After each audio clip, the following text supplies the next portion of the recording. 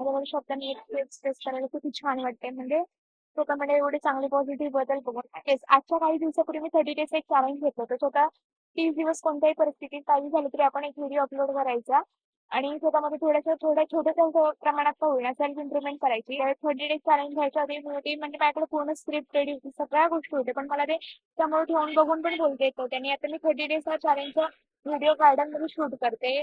So I proud of my self. एवढा self confidence gain केला की येस, आपण बाहेर पब्लिकली जाऊन सुद्धा व्हिडिओ शूट करू शकतो. जी मुलगी जी हिला घरातही फक्त 4 मैत्रिणी होते, त्यांच्यासमोर व्हिडिओ शूट करायला जमत नव्हते, ती आता बाहेर जाऊन एवढ्या लोकांमध्ये व्हिडिओ शूट करते. बापरे! दिस इज द बिग अचीव्हमेंट. माझं ते का 30 डेज चॅलेंजचा एक्सपिरियन्स आहे तो आपण सगळ्यांसोबत शेअर करू. म्हणजे मी माझ्या म्हणजे छोट्या-छोट्या गोष्टींमुळे जी काही सेल्फ इम्प्रुव्हमेंट केली मागे दिसणाऱ्या लोकांकडे थोडंसं इग्नोर करायची. सेल्फ इम्प्रुव्हमेंट केली आणि ती सगळ्या तुमच्यासोबत शेअर करावी. ह्याच्यामध्ये मेजरली 3-4 गोष्टींमध्ये माझा फरक पडला. येस, माझा कॉन्फिडन्स बूस्ट झाला. घरात 4 लोक असताना मला जे बोलायला जमत नव्हते ते सगळ्यांसमोर असे म्हणजे फोन पकडून रेकॉर्ड करणं.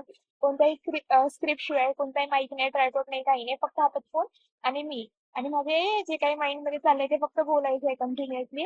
समथिंग 23% मला युट्यूब चॅनल माईक घेतलं होतं, एक-एक करून माईक घेऊन ठेवलं होता.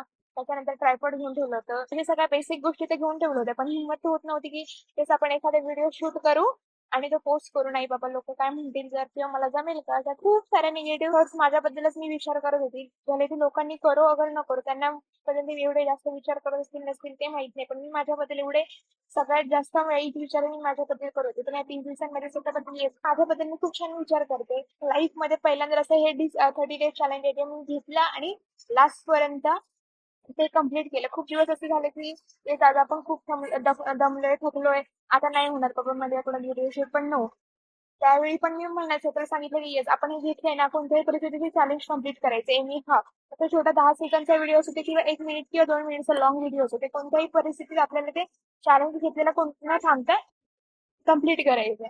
आणि आता एवढं भारी वाटतंय ना मला, खरंच खूप खूप खूप आनंद झालाय की येस, मी आपण असं बाहेर जाऊन असं बोलू शकते किंवा सगळ्या लोकांसमोर.